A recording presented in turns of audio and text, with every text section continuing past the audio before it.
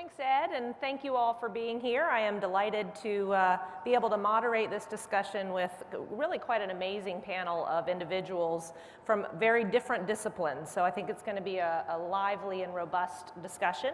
But what I'm so excited about is this is really the question of the conference. We've spent 2.5 days here thinking about what are we going to do and how do we prepare now for the post-PTC world. So we're going to ask that question to this great group of folks, and I'd love for you to introduce yourselves. My name is Kevin Gresham. I'm Vice President of Government Relations and External Affairs for E.ON. E.ON is a global provider of energy solutions. We have a whole lot of wind, and almost 22 projects by the end of the year here in the United States, about 3,300 megawatts, and thank you for inviting me. Thank you for coming. My name's Buzz Miller. I'm President and CEO of Southern Power Company. We're one of the subsidiary companies of Southern Company. If any of you were here yesterday, I am a Doug, as Chris Brown was talking about, but I like to think I'm a reformed and progressive Doug. I've been with Southern for 31 years, and this is my first AWEA conference, and I'm excited to be here and share things with you. I'm Sally Talberg. I'm the chairman of the Michigan Public Service Commission. We regulate gas and electric utilities in the state of Michigan and also have responsibilities for telecommunications. And I'm Rob Threkeld, the global manager of renewable energy at General Motors. I'm tasked with meeting our RE100 commitment that we came out with last year, as well as looking at how do we really integrate a lot of these advanced propulsion systems that we're developing into our grid. So. Excited to be here. This is my second conference, so looking forward to the discussion. That's great.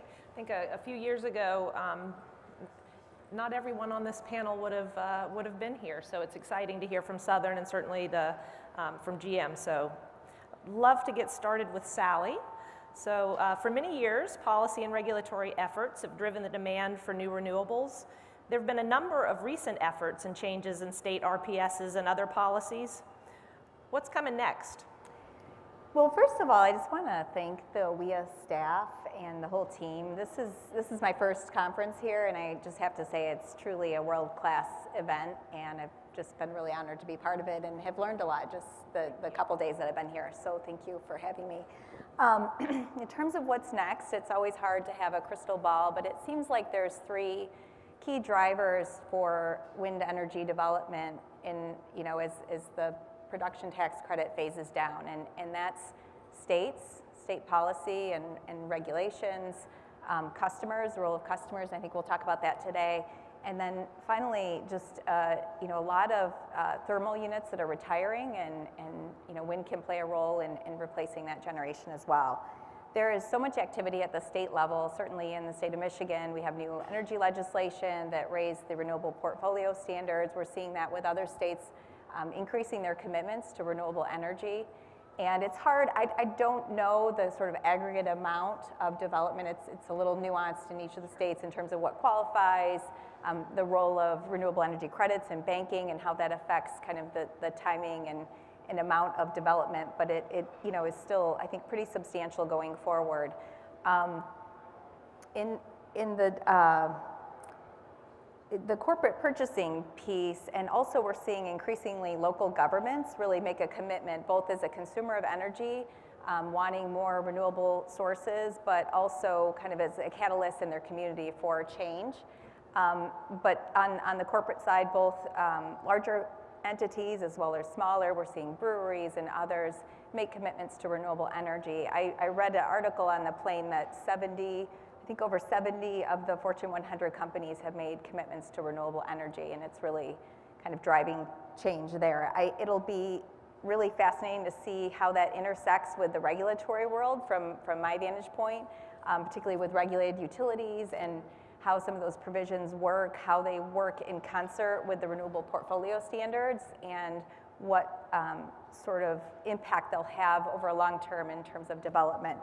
In the state of Michigan, we have a requirement with the new energy law that was passed in 2016 to set up green pricing tariffs. We've already have some pilots in place and are learning from that, but we'll be expanding that for all regulated utilities in the state. And I think it's a great opportunity to experiment, and this has been a great resource to get ideas and understand how some of those deals are structured.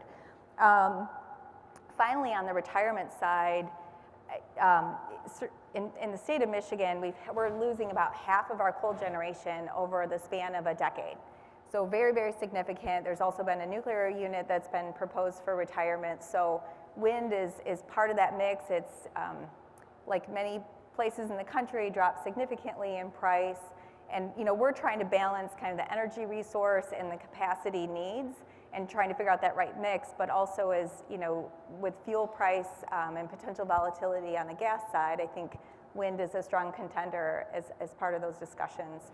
It's hard to say how this will all play out in the future, but I just think there's tremendous progress as evidenced by this event and the substantial companies really from around the world. So it's exciting to see, and I do think that wind has truly turned the corner. My previous job, I was with a consulting firm, and the editor would cut out New Yorker cartoons for me and leave them on my chair from time to time when she would see them. And this was maybe in like 2011, and one of them had a lady, I Googled it this morning, a lady, she's on her porch and she just installed her wind chimes and her husband's behind her with a magazine reading, and she looks at it and says, well, they're fine, but not as efficient as my coal-powered chimes. And I think that wind is, and there's like a plume, in the background or whatever. But I do think that a lot of those initial hurdles that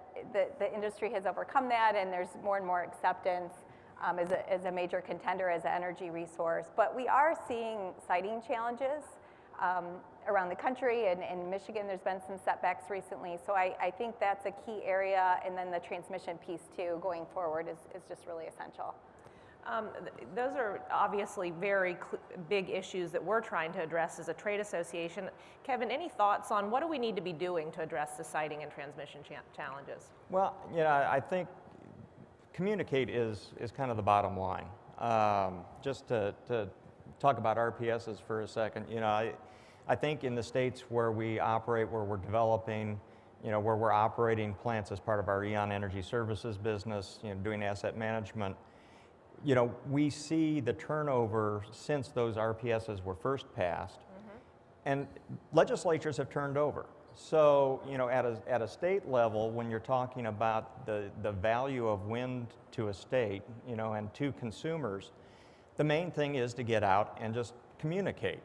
Tell our story. I mean, we've got a great story. Job creation, hiring veterans, rural economic development, those are all great things. When it comes to siting and transmission issues, if they really, if policymakers at the local and state level understand the overall story, I think that helps, because transmission, for example, is really an economic driver for state economic growth. It's, I'll go back, you lived in Houston for a while. So when I first moved to Houston decided to build kind of an outer loop because inside of Houston was too congested. Traffic was just miserable, and yeah, they needed it. But they built it and there was nothing there, nothing surrounding that road. Within a year and a half, suddenly you had warehouses, you had schools, you had all sorts of economic activity that did not exist before that. Transmission can work in the same way. Now, you're not building warehouses and you're not putting cars around transmission lines, but what you are doing is creating a conduit for wind energy to go, or in the case of Texas, when they built the CREZ lines, this, bolstering the transmission system in West Texas not only fueled the wind industry and brought, less expensive power into the load centers in the eastern part of the state, it also provided the transmission capacity to really fuel the development of the oil and natural gas boom just a few years ago. And Texas is an energy state. That's an important part. State policymakers saw that opportunity for economic development. So I think that's part of what we need to focus on. A lot of other, intricacies, of interconnection policies, those types of things that we need to keep in mind. But I think we need to be able to communicate what the overall big picture looks like. Jana, if I can just add to that a little bit, and to her comments. The first question was about where are state regulators going. You heard Kevin mention state. And I think that's an important thing for AWEA. One of my takeaways from here, I came, this is my first board meeting, my first AWEA conference, and hearing a lot about, what can we go to Washington and ask for, or what should we do next?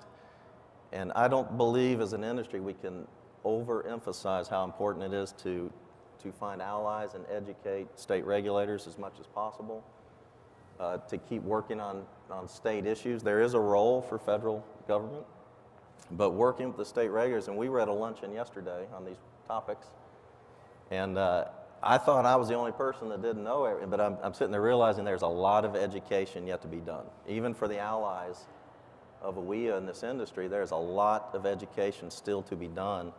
And so there's a lot to do, and that should be a real focus as we go forward. Yeah, I think there's definitely a pivot, and I think it's, you ran the Washington, D.C. office of Southern, so for Buzz to tell us we need to not do things in Washington, D.C., we need to listen. Sometimes. I want to ask Rob. Yep. Sally also mentioned just the really important role that the commercial and industrial customers are having on driving demand. Tell us a little bit about GM and what do you think we as an organization need to do to help grow and spread the good work that you guys are launching? Yeah, and that kind of as a follow off the previous question, and if you really look at our panel, you got a developer, utility, a regulator, and a corporate. I mean, there's your communication message for state. I mean, how important it really is to companies that are driving renewable energy within our own manufacturing or non-manufacturing footprint, but how do we then get that message out to the communities where these wind farms are being developed, that it's important for us to have price stability in our electricity rates when you look at where we're investing money into our facilities. So price stability is key, as we go forward with our renewable energy efforts.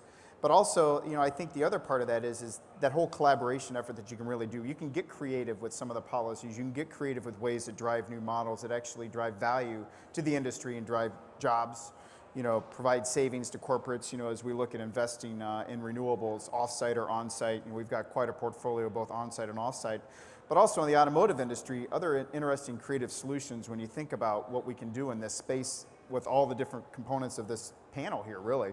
I mean, the electric vehicle, you have the Chevy Bolt out there, but you've also got your fuel cells. So as the advanced propulsion systems, they have a much more impact onto the grid than any other person. I was reading an article earlier that, the automotive industry is going to have to be much more astute to rates in the electricity sector more so than we've ever been. 'Cause, it used to be the internal combustion engine, but as we transition, that rate structure and how we procure renewables or how that consumer, because in the end product, the electric vehicle, the consumer has to be excited about that vehicle, but they also have to have the ability to charge that vehicle. So there's really a nice cross point, with our renewable strategies as well as the state policy in this space.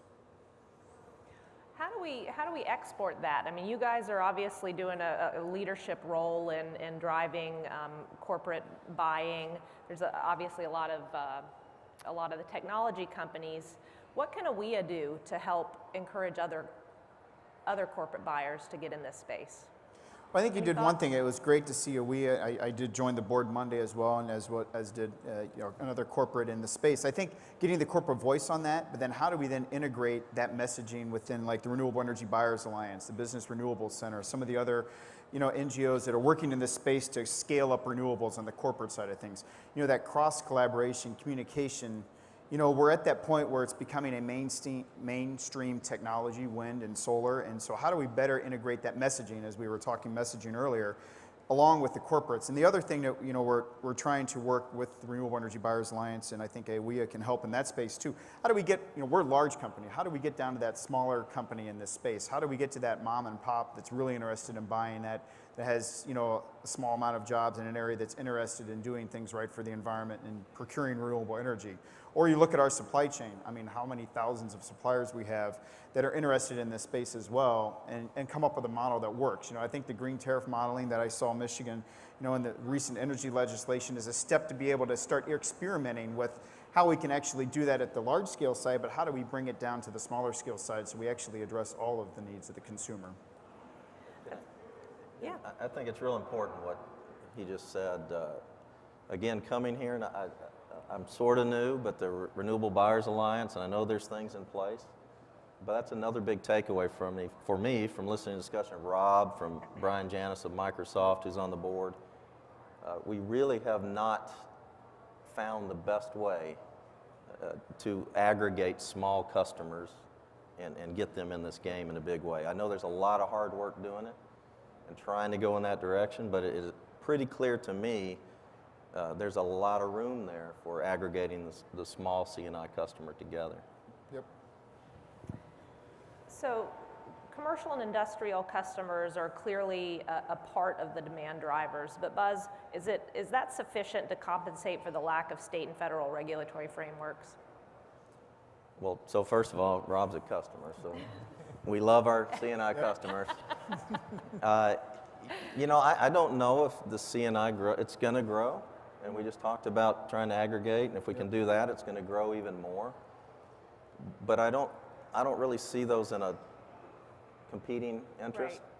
Right. If you think about, and I'm not the regulated Southern company in the Southeast. Sure. I'm the unregulated, and you have utilities are moving in big ways without, you know, being forced to do it into renewable space. Even in the Southern company, have a lot of, it's mostly solar, but a lot of renewables penetration in our retail companies. We have, don't forget, munis and co-ops and all those other entities that aren't regulated and they're not a CI customer.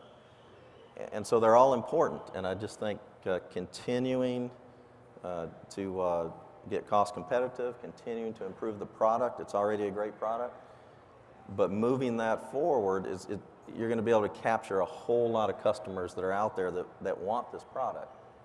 And so if we can do that, we'll be fine. That's great. I'd love to get one of the video questions. Maddox, and I'm with Laramie County Community College, and my question is, do electric vehicles have a role in adding new demand? I think somebody on the panel might be good to address that. Yes, they do. You know, we'd love to have people, you know, you've got the Chevy Bolt out there, yeah, definitely. But I think that's part of the solution as well when you think about how do we manage charging. I mean, you don't want, you know, obviously you have time of, you know, price signals and all that. But when the price signal hits a low price, you don't want all the electric vehicles at that point to charge. You know, then you're going to hit, you know, you're kind of, so how do you ramp charging? How do you manage, you know, utilize that managed charging strategy in that area? You know, so we're all, you know, and then communications within that. So it's communications to the vehicle, communications to the grid. You know, how do we manage that communication structure? So yes, you know, the electric vehicle, you're going to see more and more of the electric vehicles being produced by manufacturers. Hopefully they all just buy Chevrolet products, but, you know, there are great ones out there. But it is going to become a role. And I think that's a part where working collaboratively together in that. How do we really integrate that? Because I get back to the customer experience. You know, and while we can produce the great electric vehicles, it's the charging and how they charge that electric vehicle and when they charge that electric vehicle is part of that experience. Because if it's not something that they found to be something that is great for how they felt about it, then they're not going to really want that next electric vehicle. And if you look at demand growth in this country, it's flatlined. Your really only potential demand growth options are electric vehicles. I would just add, being from the auto state, like Rob, this is something that's really important to the Public Service Commission as well in terms of defining the role of the utility, the regulated utility in this area. We had a proposal in a prior rate proceeding for the utility to own the charging equipment around the state at public locations, and everyone sort of recognized, like, let's take a step back. We had already set up tariffs in place to try and encourage customers to charge off-peak. But the role of the utility and, you know, whether they should be in that space or not and what role they should play is something that we're grappling with and hosting a technical conference this summer. So we're hopeful to have some electric vehicles on site so people can take a tour around. I'm a recent Volt owner, so it's been a lot of fun. And I have to say, though, even coming from the fact that I approve these tariffs, it does take a lot for the consumer to try and figure out. Right. And I think more tools, I think the states can play a role in that, manufacturers, and also potentially utilities as well. So you mentioned utilities. They have a pretty long planning horizon. They're not making immediate pivots in what they're doing. To what extent are their sourcing decisions impacted by short-term policy changes in Washington? Are you at me? Yeah. Well, they shouldn't be, really. So again, I'm not on the regulated utility side, but unregulated utility side. But for Southern Power and the unregulated business, we have a business plan. It involves investing. We spent $4.5 billion last year on renewables. We expect to spend, as a target, not a cap, about $1.5 billion a year for the next 5 years on renewables. And having spent time in Washington, you can't let that drive what you're trying to do. You have to pay attention to it. You have to cut out the noise and don't chase rabbits, as we like to say, and be on with your business and still be savvy about what you're doing. On the regulated side, which I'm not, I have to keep qualifying that, but when you're doing integrated resource planning with a commission, Georgia does one, you're looking out 20 years, you redo it every 3 years.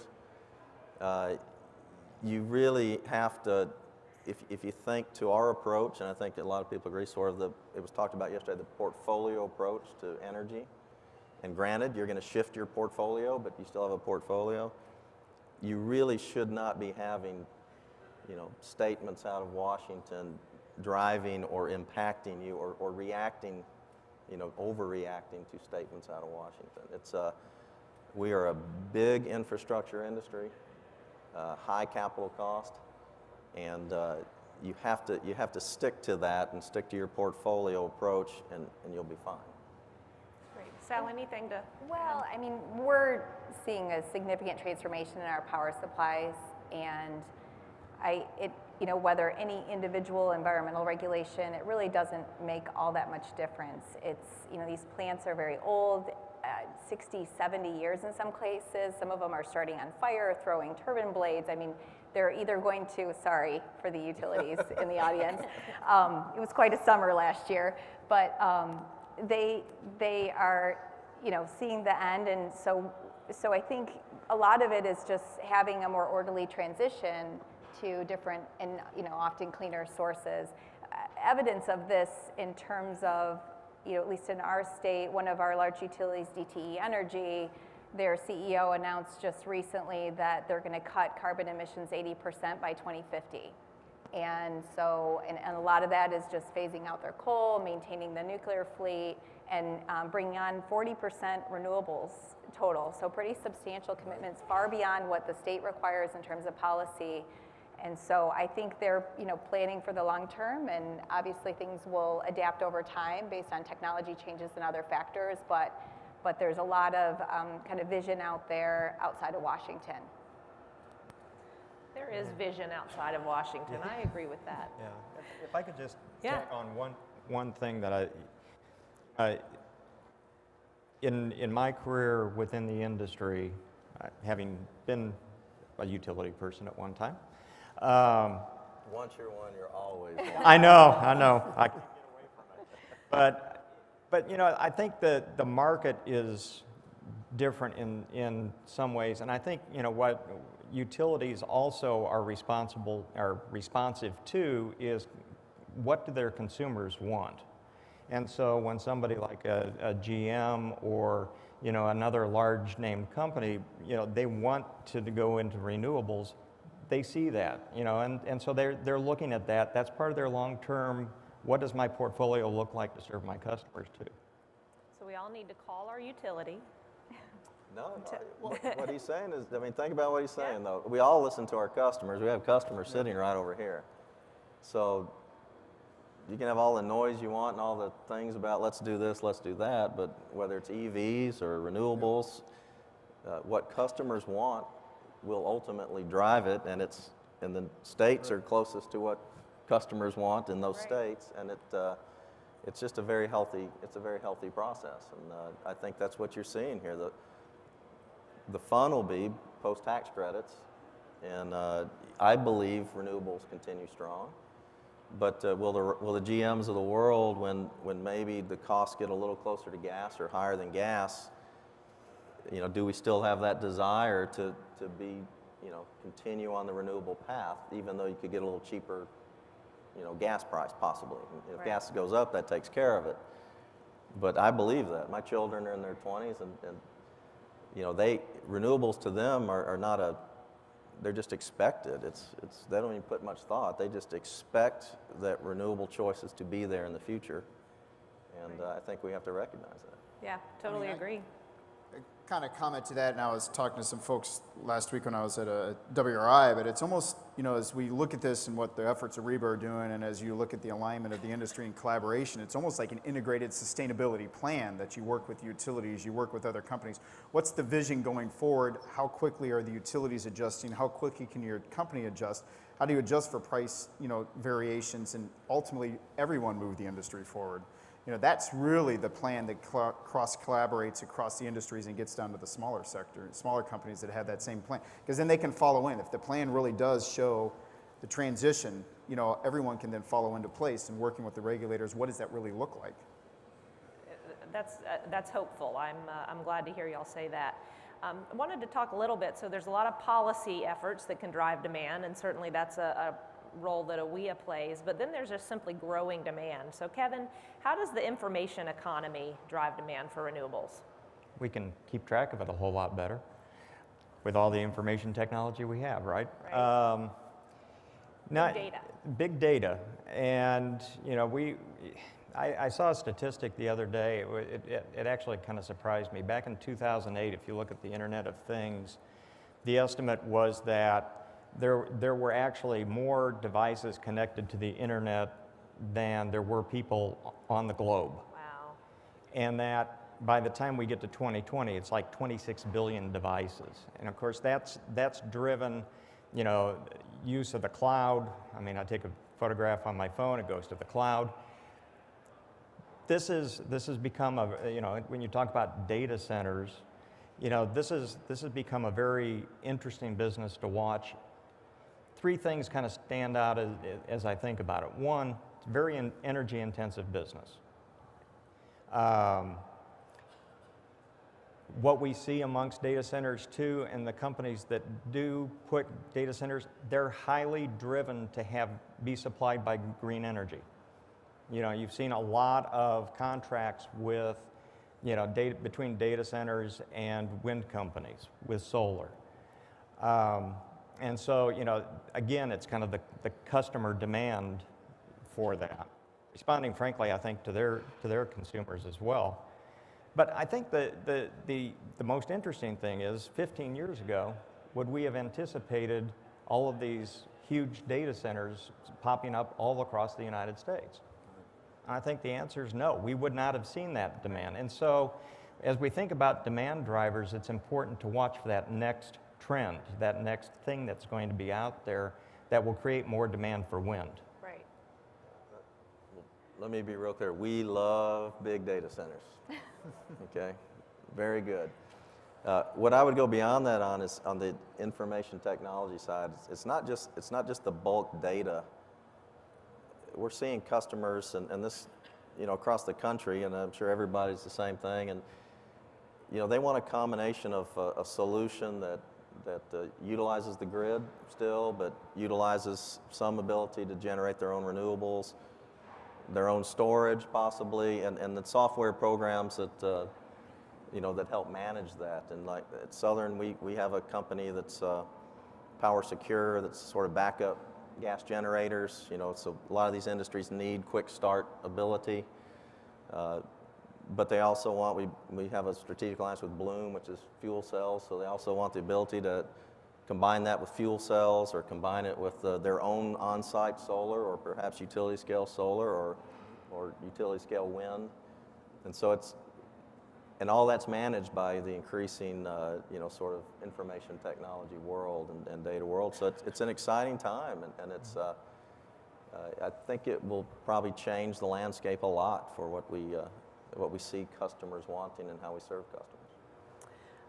Speaking of trends that we might want to watch, can we have the second video question? My name is Kelsey Robertson with Avangrid Renewables, and my question is, how do you expect storage to drive wind demand in the years to come? Open question.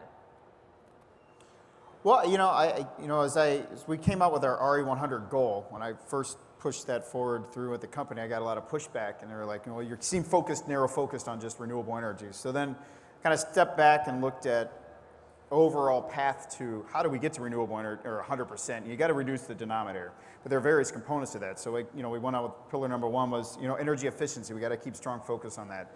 Then sourcing renewables, because obviously we're never going to go to zero energy consumption when you're manufacturing vehicles. Then, as I mentioned earlier, integrating our advanced propulsion systems, and energy storage is a key component of that. I think it's in its early infant stages, but prices are coming down continuously on batteries. I think a lot of it being driven by the automotive industry and the electric vehicles, but that's allowing it to then, how do we use that as a grid resource? How does energy storage become really a grid resource in that area? And you're starting to see companies that are dabbling, utilities that are putting in some large utility scale, and I think it's just going to become an ever-growing item when you think at how do we address the intermittency that wind and solar bring to the grid with all the other grid resources as we get into the digital transformation and utilize demand energy response.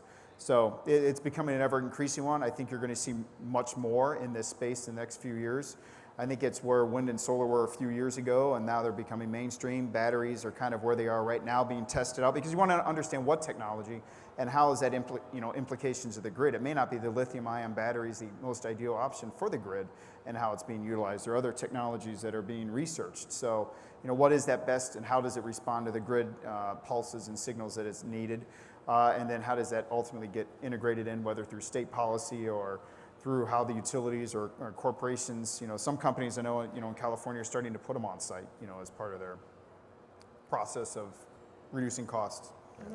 I would just say, storage is clearly going to be the game changer, I think, whether it relates to large scale use on the grid or more with customer installations and the ability to do more distributed generation. I was stunned yesterday. There was a discussion among a number of experts from RTOs, regional transmission organizations around the country, just how much wind was already in place and planned relative to, there's peak demand, but then average, kind of normal operating throughout times of the year where there's just massive amounts of generation that needs to go somewhere, or there's going to be real problems or a lot of significant curtailment. So it seems like whether it's storage or a lot more transmission, something really needs to be done to address that.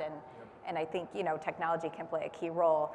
In Michigan, we have a couple different types of storage. Some significant pump storage, like 2,000 megawatts, and that was historically built for baseload generation to be, pumping at night, and then it's a very nimble resource that can be used to help balance the system. And so that's something now with renewables coming on, it's viewed as a key resource. And then also gas storage.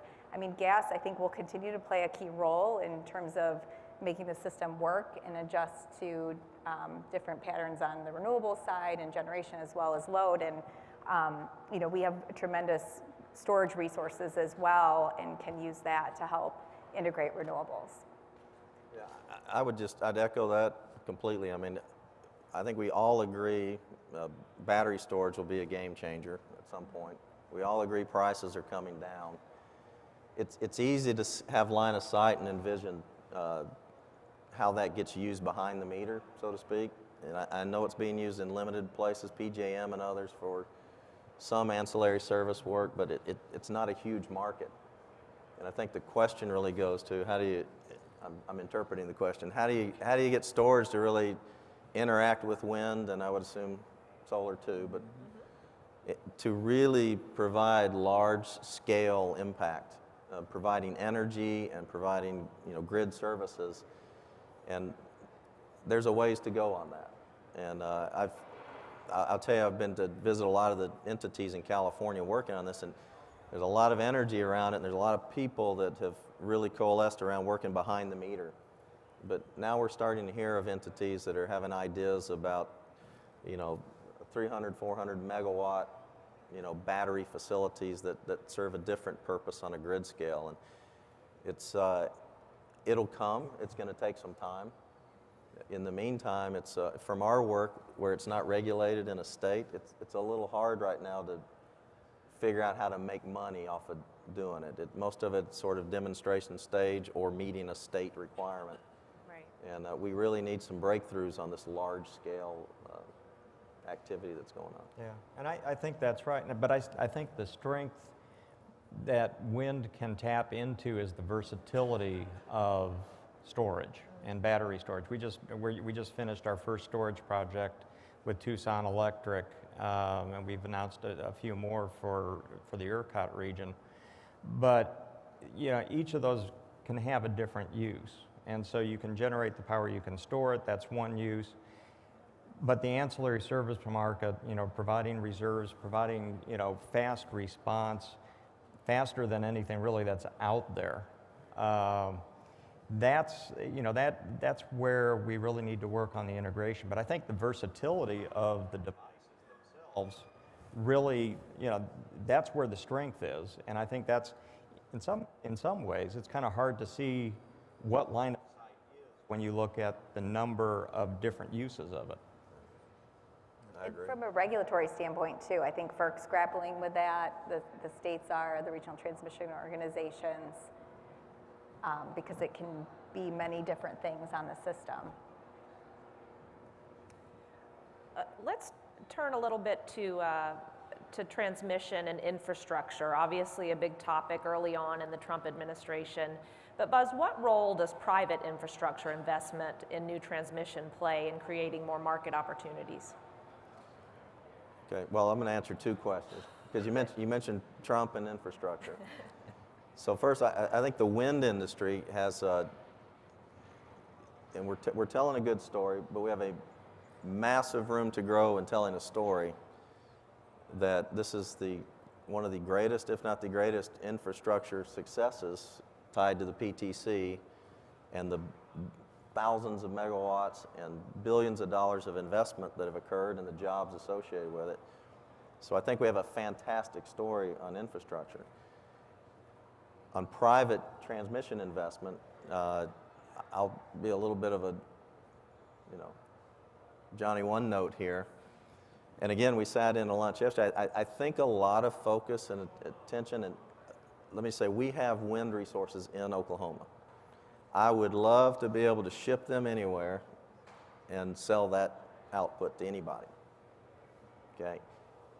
But I think the focus sometimes gets on big things that ship long ways and look like a panacea, and those will be great. I think those things will come in time. But what I heard yesterday was there's a lot of room, even in existing RTOs and the seams between RTOs, for just better coordination, better interaction, and opening even the markets where wind is robust already and building upon what we already have in SPP, MISO, maybe ERCOT. So there's a lot of room there. I'd just say I think transmission investment is important, but we shouldn't lose sight of you know, getting base hits and not always think of the home run. And I think there's a lot of base hits that we can get that will really help the industry. Taking some incremental approaches and not always trying to get it all done in one shot. That's great. One more question on commercial and industrial customers for Rob. How do you work with utilities and developers and make it a reality? What can we do to facilitate those exchanges? You know, I think it's really getting everyone in the room and sitting down and what are the challenges that each have. You know, we want to source more renewable energy. Utilities want to obviously generate more renewable energy, but it kind of gets back to that integrated sustainability plan. How does that fit into their overall portfolio of what they're trying to do if it's in a regulated state? If it's in a deregulated state, it's a wholly different story. You can do what you really kind of want to do and push forward. But in a regulated state, it's really integrating and working together in that room, and what is that framework going to look like? I think in Michigan, I think that green tariff, you know, that was put into the legislation as voluntary, well, not voluntary, but they're putting out there, I think is a great option for us to take a look at and trying to get to that cost neutral solution. There've been other green tariffs that have been out there, but they've been a cost plus, and a lot of us have kind of frowned upon that because we're in a business to make money so that we can reinvest and continue reinvesting that money. So I think it's working with the utilities and sitting down, what does that green tariff scenario really look like? And then how do you address two different types of load? In many states and regions, and I think that's the way, if you look at the consumer's energy tariff that they proposed, they're trying to address both sides. Existing load customers, in the case of General Motors in Michigan and many other industrials, we have an existing load, we're not growing as much. But then you've got new load, and how do you address both of that? So you look at it as an economic development option. So it's getting the ratepayers or the customers in the room with the utilities and sitting down and doing that. In fact, last week, the World Resources Institute, and I think this is where AWEA and some other ones can get engaged, held a utility leadership forum with the utility. What does this look like? What can we do for you? What can you do for us? And I think that cross-collaboration and partnership is important. Sally, anything to add from a regulator standpoint? I think that this is going, particularly when you drill it down to smaller customers, but even with the large customers, depending on how it's structured, it really could start kind of pulling the threads of the foundation of how we regulate. I mean, regulators kind of take costs, you lump them together, you slice and dice and allocate them to different customers. And the idea of assigning a particular resource to a particular customer is really not how we do things. And so I think there's going to need to be a lot of discussion with regulators, but a lot of opportunity to kind of experiment along these lines as well, and recognizing that the utility business model and the regulatory system are going to have to adapt as well. We would love to open it up to questions from the audience. If anyone has a question for our panel. Got one right here.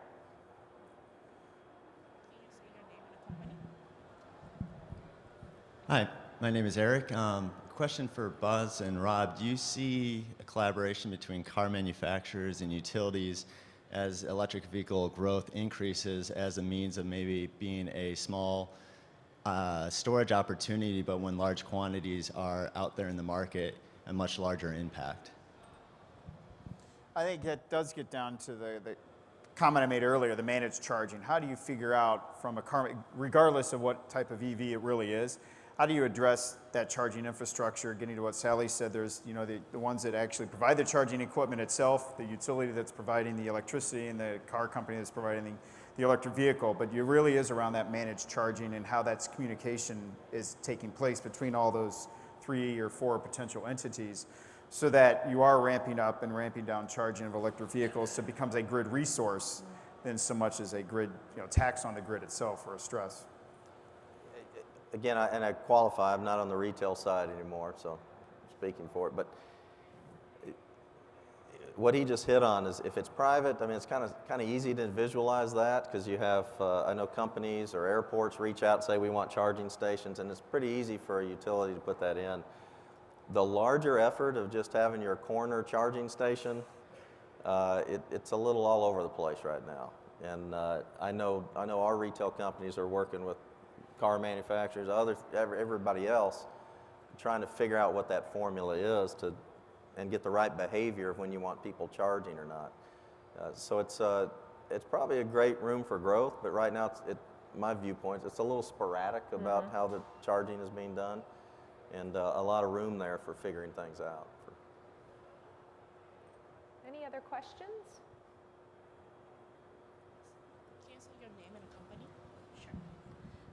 This is Polly from Avant-Garde Renewables. There are lots of these market reports that showing the very interesting, staggering, how would you say, the charts about first before 2019 when all the wind PTC fades off, and then the solar PTC comes in very nicely for the next 4 years. So that's very interesting, because that tells me for developers, they can first finish this wind part and then go to solar if they want to take advantage of the PTC. Now, my question is, how from your point of view, how wind industry and the solar can work together on that rather than just being compete to the painful death, but rather coordinate together and make this going forward. Thanks. So for us, we do wind and solar, and we don't want to ramp up, ramp down, and we want it to be consistent. I think Chris Brown gave a really good answer in here yesterday, and it's sort of that's a real issue, but don't be afraid of it. Figure out how for wind that you continue the competitive cost structure and figure out how you go forward, because it is what it is. I personally think wind can stay attractive. I think you fix some of the transmission issues around. It's not necessarily the big ones, but the little ones, and keep it vibrant. And I think we can get through that. But we're a buyer and becoming more of a developer and of sites, and we buy them both. And so, we'll manage it that way. I think from messaging, we talked about that at, I don't know how much I'm supposed to talk about AWEA board, but we talked about that at the AWEA board, my first board meeting, and even talked about, the timing of, instead of we have a solar industry and a wind industry, and bringing those messages together. So your point is good. We need to do better in that, and because we probably together have the synergy of together is going to be better for both sides than competing. I would just add, I think it's an excellent point. I've heard some little remarks taking jabs at solar since I've been here, and I think that so you've got kind of large-scale wind and transmission discussions and planning happening, investment, but then sort of bubbling up are a lot of distributed resources where solar can play a role. And I think that people can be pretty dismissive of the economics of solar, particularly in certain areas where it's maybe not as prime of a resource like Michigan. But the fact is, people buy BMWs not just to get from point A to point B, and people buy better countertops not just because they need something to cut on, and there may be a point where there's other drivers of why they want to have kind of control of their energy. And so I think the more the whole industry can work together to figure this out, because we don't want to have stranded assets either. So as stuff's happening on the distribution grid and how that is bubbling up to the transmission system, I mean, it really needs to be well thought out, and the more coordination there can be, I think, the better. Right. I'd just like to say Tahoe would be a better example for... Or Cadillac. Yeah, Cadillac would be a better... Very nice car. Actually, we have a commission with all of us have GM cars, so... The other thing I would point out too, and I do see wind continuing on that path. I mean, the price reductions are continuing to come down. Solar, and I do, my first board meeting as well, but you did have a conversation, Abby was there from SIA, so there is that communication going on in the industry, as we do really have to work together on that. And the other thing I would add to that is, when we signed onto the RE100 commitment, there were 69 companies, and that was in September last year. There's now 93 companies that have signed on to that. More and more cities are signing on to procuring renewable energy. So, I mean, there's a driving force to continue to look at that, and then it's figuring out how do we best integrate that into it, working with the utilities, because the utilities, as we saw with the DT announcement, Consumers announcement in Michigan, other utilities investments, they're moving into that, moving well into the space of, wind and solar. So I think the driving forces are going to continue to, hopefully, as you keep demand up, the prices are going to continue to come down, and, that'll be what really supports a lot of the industry growth going forward. That's a great point, and you mentioned Chris Brown and his remarks, which I thought were fantastic, and it was very optimistic and very hopeful, talking about the great 5 years we're going to have. So I'd love to just close out the panel, and if each of you could talk a little bit about what we need to do to make sure they're great.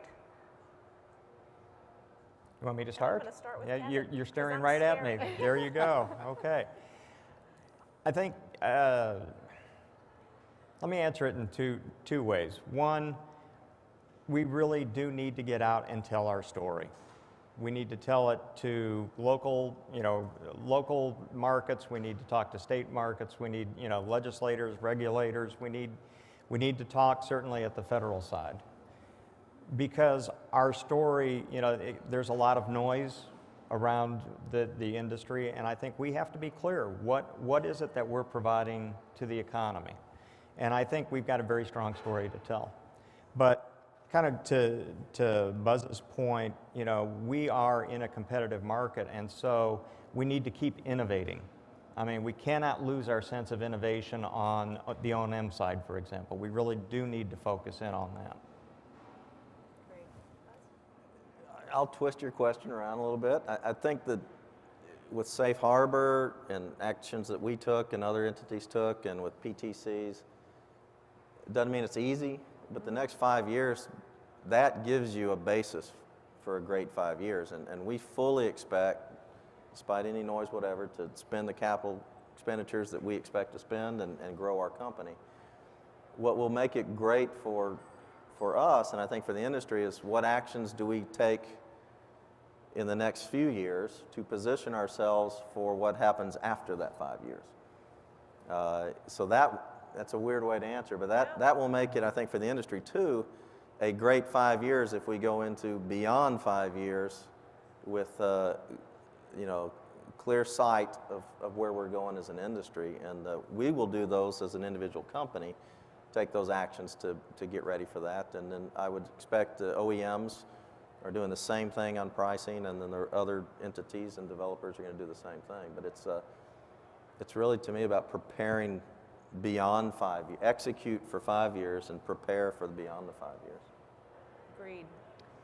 I think there's sort of the blocking and tackling, which continues to be the community engagement, the siting, and kind of sticking to the basics to make sure projects are successful and you can build on that success. And then innovation, I mean, it's amazing to be here and see all of the companies and the innovation that, you know, continues to drive down costs and make this a more viable resource, wind. And I guess lastly, you know, thinking about sort of how to have a more seamless system to move power around the country and trying to figure out sort of the customer benefit associated with that. And then, you know, the infrastructure is something, you know, we, particularly at the state level, really focus on is infrastructure to be prepared to adapt to the future.